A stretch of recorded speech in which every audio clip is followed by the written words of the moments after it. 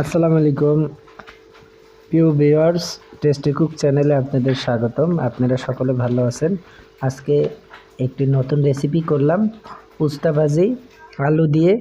কী প্রসেসিংয়ে করলাম দেখতে থাকুন। আসলে শীতকালে যদিও উস্তা ভাজি অনেকে খেতে মন চায় না, কিন্তু শরীরের জন্য অনেক উপকারী এবং খুবই টেস্ট। আপনারা বাসায় ট্রাই করেন। লাইক, কমেন্ট, শেয়ার, সাবস্ক্রাইব করবেন, পাশে থাকবেন। আসসালামু আলাইকুম।